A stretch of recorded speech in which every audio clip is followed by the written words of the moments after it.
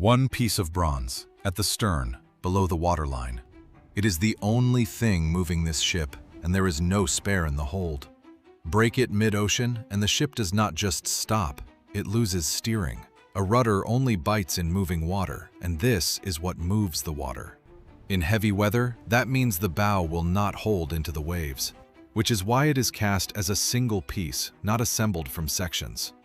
At the root of the blade, where the stress runs highest, classification rules will barely permit a weld even to repair damage. So 100+ tons of bronze goes into the mold in one pour. Watch what that takes. A loaded container ship displaces around 200,000 tons. To push that, you can spin something small very fast, or something huge very slowly. Small and fast destroys itself. The blades move so quickly that the water behind them boils at ocean temperature, and the collapsing bubbles chew metal off the blade. So it goes the other way. MMG in Germany casts propellers up to 11.6 meters across and 160 tons. 11.5 meters. Stand it on end, and it is taller than a 3-story building. And it turns between 60 and 100 times a minute, slower than a car engine at idle. That is the thing that has to come out of a mold in one piece. It starts as a hole in sand. A full-size pattern is built first, for decades carved in wood by hand. Today, 3D printed straight from the digital model. Sand packs around it, the pattern comes out, and what's left is a negative of every blade surface that will ever touch water. And that negative is deliberately the wrong size. Bronze shrinks as it cools, and it does not shrink evenly. The thick hub holds heat long after the thin blade edges have gone solid. So the edges set first, and the still liquid center pulls against them from the inside. Get that wrong, and the metal tears itself apart internally. In a place nobody will ever see, on a part nobody can open up. So the mold is cut oversize, by exactly the amount this specific casting is calculated to pull in as it cools. Miss that number, and the blade comes out at the wrong pitch. Wrong pitch breaks nothing. It just burns fuel, every day, for the life of the ship. Mold closed. Now the metal. The alloy is nickel, aluminum, bronze. Copper, aluminum, nickel, iron, manganese. Picked not for strength, but for what it does in seawater. The aluminum reacts with oxygen and grows an oxide skin over the surface, and that skin stops corrosion eating inward. Into the furnace. The charge is heated to around 1,000 degrees Celsius, and all of it, every ton, has to enter the mold in one continuous pour. Stop halfway, and the first metal starts freezing before the rest arrives. Where old metal meets new, you get a cold shut, a seam that looks solid and isn't. That is the weld they were avoiding, created by accident, buried where nobody will ever see it. The pour rate matters as much as the temperature. Too slow, and the leading edge of the flow chills. Too fast, and it tears the sand mold apart from the inside, and sand goes into the casting.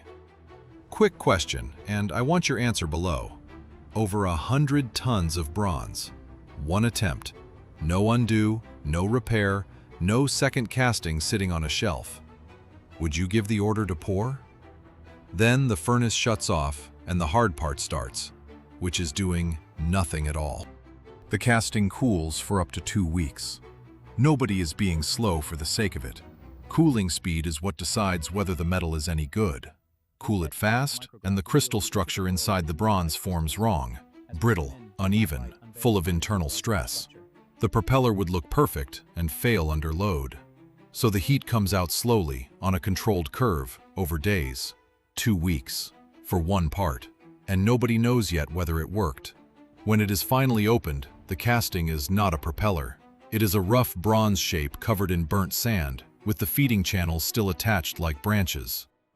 And now it gets inspected, not by looking at it. The flaws that matter formed inside, during the pour, where nothing shows on the surface. Porosity, inclusions, cold shuts. A propeller can look flawless, weigh exactly right, measure exactly right, and be hollow in the wrong place. Nothing leaves without a classification society signing it off. and their rules divide the blade into severity zones by how hard it works. Zone C, out near the tip, a weld repair is allowed. Zone B, avoid it. Ask permission first. Zone A, the root, where the blade meets the hub and the stress is highest, normally no welding at all, because the thick metal there locks the weld in place as it cools, and because a failure at the root does not take a piece of the blade, it takes the blade. The U.S. Coast Guard investigated exactly that. A blade cast in 1984. Somewhere in 38 years of service it was repaired, and nobody recorded it. Class never knew. Neither did the owner. Then it fractured. So a serious flaw here has one outcome: back in the furnace. Weeks of work, melted down, and the mold filled again from the start. Pass, and it goes to the machines. The rough casting moves to a 5-axis CNC mill. The cutter follows the digital model across every square centimeter of blade surface, both sides, all the way to the edges. Tolerances here come down to hundredths of a millimeter. You might reasonably ask, why? It's a piece of metal pushing water. Who cares about 1/100th of a millimeter? The water cares. Blade shape decides where pressure drops across the surface. Drop it far enough and the water boils. Cavitation. And it starts at the exact spot where the geometry is slightly off. So a small error in the wrong place does not stay small. It becomes a hole in the blade. After the machines, people take over. Grinders, by hand, working the surface down until it mirrors. Then balancing. 160 tons spinning off center is not a vibration. It is a hammer. Look at the blades again. Not one of them is straight. Each sweeps backward in a long curve. That curve is not styling. It is there because of what the water does before it ever reaches the blade. The propeller does not run in clean water. It runs in the wake, the churned, uneven flow the hull drags behind it. And that flow is not the same everywhere in the circle the blades sweep. On a conventional single screw stern, the water at one point in that circle can move up to 8 times faster than at another. So every blade, on every rotation, crosses from slow water into fast water and back out. Load rises, load drops. 60 to 100 times a minute, every minute the ship is at sea.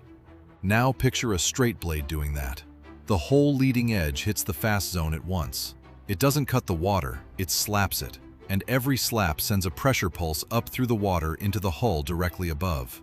Sweep the blade back and the timing changes. The root enters the fast water first, then the middle, then the tip. The blade slices into the wake instead of hitting it flat. Pressure pulses drop by 50 to 70%. And this was never about comfort. That same uneven load runs straight up the shaft as bending stress, cycle after cycle after cycle. Metal does not care how strong it is if you bend it enough times. Get the blade shape wrong and the shaft doesn't wear out. It breaks. The finished propeller leaves the foundry at Waren by road. A disc of bronze wider than the street, moving at night through towns that were not built for it.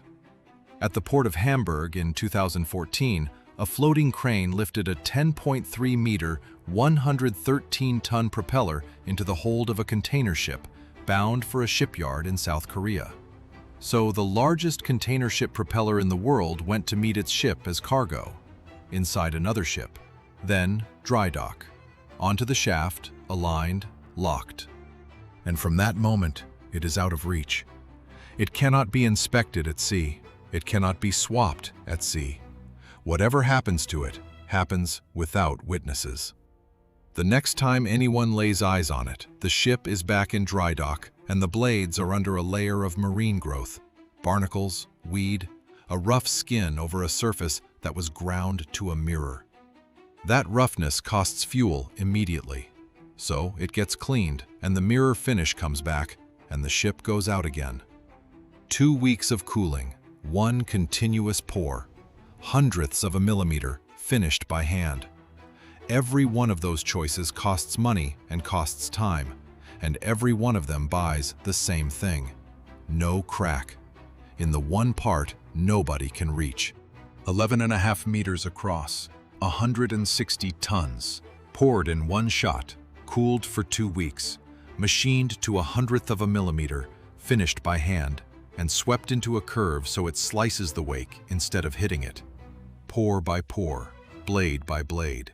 And then it disappears under the waterline and turns, somewhere between 60 and 100 times a minute, for the rest of the ship's working life. Look around the room you're in right now and pick one thing. Odds are it crossed an ocean to get there, and the whole crossing came down to one piece of bronze with nothing standing behind it. Tell me below what you picked. There is no spare on board. There never was.